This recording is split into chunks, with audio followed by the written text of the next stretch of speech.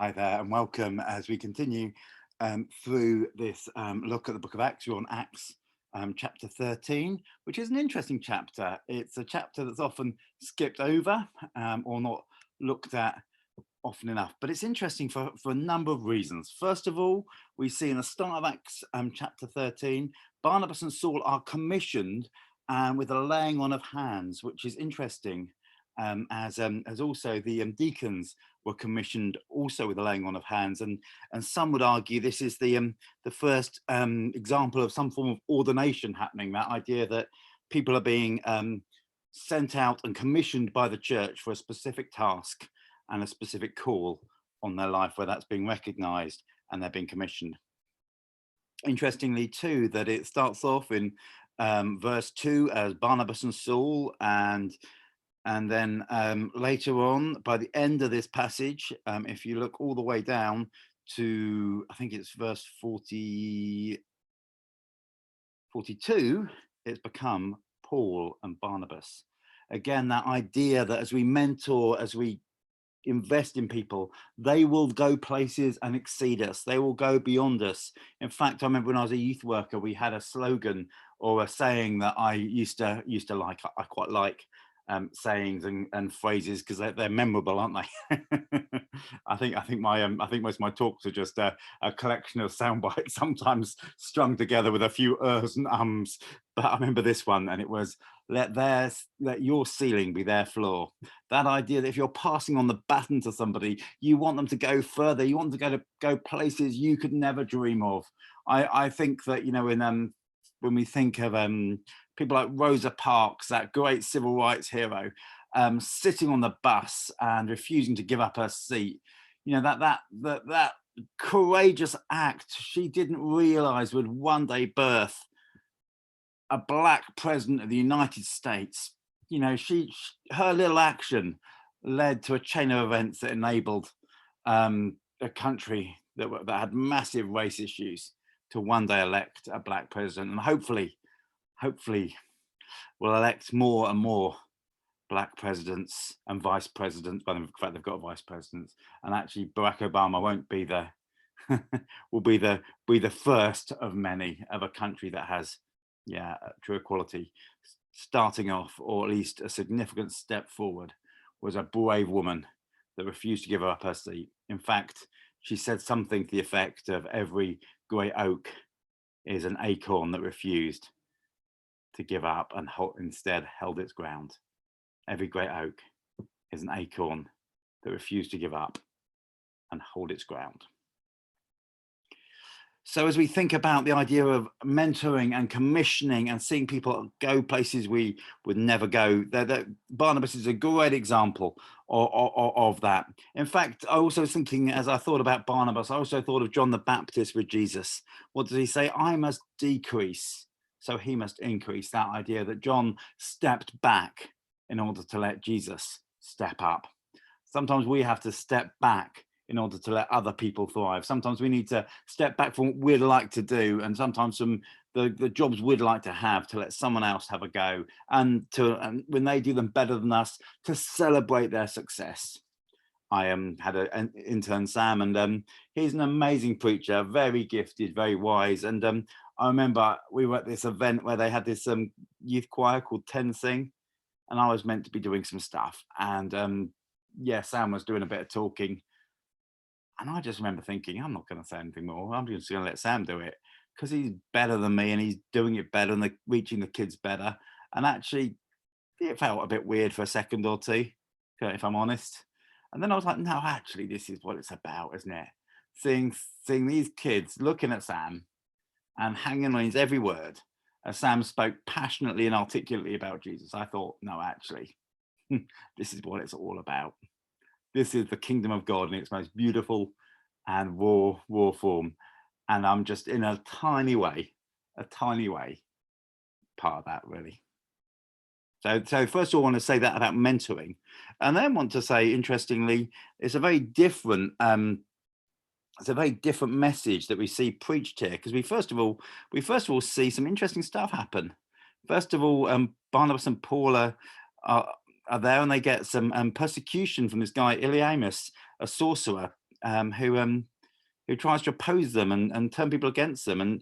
And Saul, also called Paul. Interestingly, we often talk about Saul becoming known as Paul. He didn't change his name actually. He I was going to say anglicized it. He didn't anglicize it. He Greekified it. He used a much more Gentile name when he was in Gentile areas, which actually is, again, he was that whole idea about becoming like the people you are called to work amongst. Actually, if it helps it be easier to be known as Paul, then call me Paul. If it's easier to do this or do that, do that. Sometimes he's sacrificing something of his Jewishness for the sake of the kingdom of God. Yeah, I think, what would I sacrifice for the sake of the kingdom of God? Anyway, he looks at this Eliamus guy and says, you are a child of the devil and an enemy of everything that's right. You are full of all kinds of deceit and trickery. Will you never stop perverting the right ways of the Lord? Now the hand of the Lord is against you. You're going to be blind for some time and not even able to see the light of the sun. We don't often think about people cursing, Christians cursing people. It doesn't seem like what we should do, but here we have Paul, the apostle, cursing somebody that's opposing the ministry of God. Now, I'm not saying that we go around cursing people. In fact, I would, strongly advocate that actually we're called to love our enemy and do good to those who hate us. Those are the words of Jesus. But sometimes I think we also we don't realize that actually we're in a serious fight. We don't realize actually the cost or the stakes of the battle. Maybe we don't pray for God to make people blind, but maybe I think it's okay to pray that wrong and bad schemes don't prosper. Maybe it's good to pray that God binds the hands and holds back those who are wanting to harm the kingdom cause. I think that's okay. I think, sort of to say, don't let what's it the psalmist say? Don't let my enemies triumph over me. Actually, no, God, we want your kingdom to prevail. We want your kingdom to come. I think that's okay. And actually, this was a sign that caused people to believe in Jesus. I'd also say that it does sound like it says for time, so it does seem like this guy's sight was restored. And sometimes, again, for Paul, that idea of being blind and then being healed was what changed his life. Who knows what happened to Eliamus? Maybe after his sight was restored to him, he turned to follow Jesus. We don't know, do we? Okay, and then we move.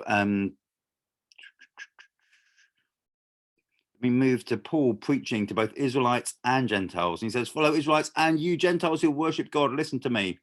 And he tells a very Jewish sermon. But again, he's telling a Jewish sermon to an audience that includes Gentiles. This is the first time this seems to be happening. And again, it's quite a Jewish sermon.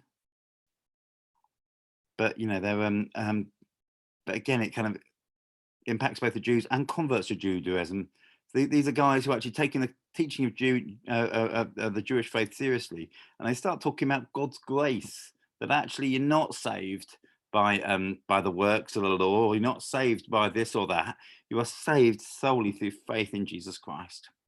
Actually, for the Jews, grace is a stumbling block, but yet they're talking about it with the people there. And grace was so extravagant that actually the whole city gathered to hear about it.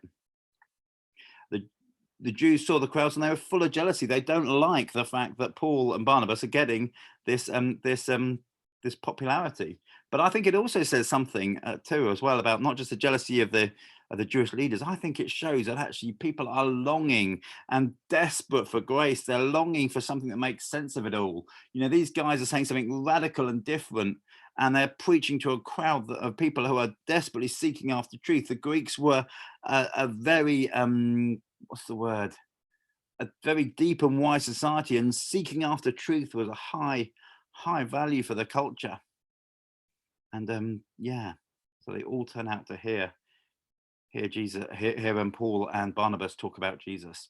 And I sometimes find in schools or in all sorts of other places, people say, oh, kids aren't interested in Jesus. People aren't interested in faith when we do street pastors or whatever. The truth is that actually I have talked to many people about Jesus, and I found that actually people are more interested than we think. They don't like institutional religion. They don't like church. They don't like many of the trappings. But actually, Jesus, they're interested in questions of life like what's true? How do I know what's true? What matters? How can I be happy? What's the point? What's the purpose? Is there life after death? Is this all there is? Is there a God? And what do you think about me? Does God love me? Can God forgive me?